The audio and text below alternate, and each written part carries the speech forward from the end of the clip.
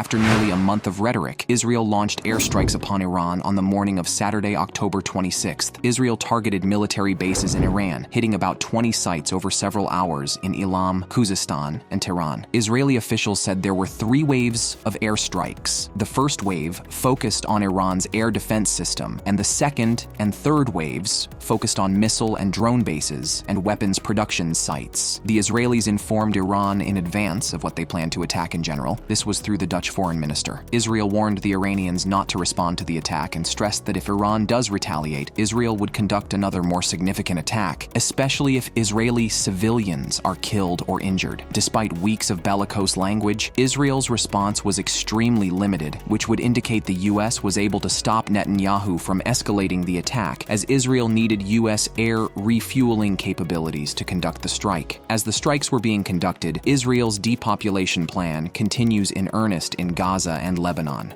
Ukraine's population has declined by 25% since the start of Russia's full-scale invasion in 2022, according to the United Nations. The number of Ukrainians living in the country has diminished due to the exodus of refugees, a collapse in fertility, and war deaths. The invasion has accelerated an already evident population decline that began before the war. The drop matches a trend seen across much of Eastern Europe, but the conflict has worsened the situation. A fertility rate of 2.1 children per woman is needed to maintain a stable population. In Ukraine, the birth rate plummeted and is currently at around 1 child per woman, which is one of the lowest in the world. With the war in Ukraine fast approaching its 3rd anniversary, and with victory for Ukraine as elusive as ever, Kyiv is fast approaching the point where it will need to sue for peace. The BRICS annual summit took place this week in Russia and saw Egypt, Ethiopia, Iran, and the United Arab Emirates attend their first summit as full members. Ahead of the event, media from the BRICS countries emphasized the summit's importance for strengthening multipolarity and constructing a new financial architecture less dependent on the US dollar. In the end, this summit looked more like a grouping that has no function other than to promote lofty rhetoric and symbolic gestures. Several countries that were expected to join the expanded BRICS bloc backtracked and may never sign up. Algeria officially withdrew its membership bid earlier this month, and Argentina accepted its invitation, only to reverse course. Saudi Arabia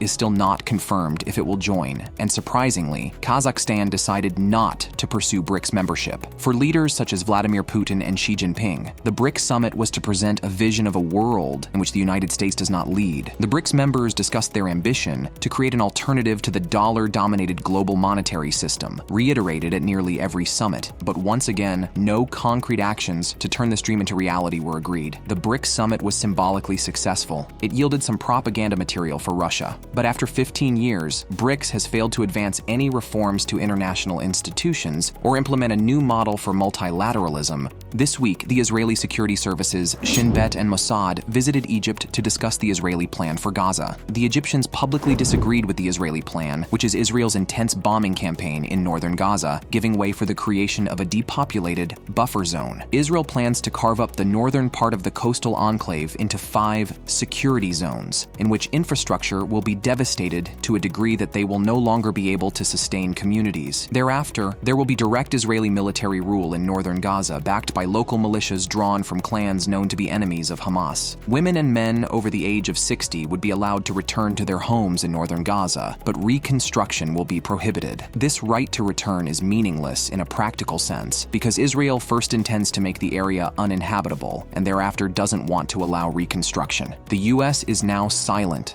as Israel's depopulation plan is televised live. Israel has now clearly proven it has maximalist objectives, and it's even expanded this to Lebanon.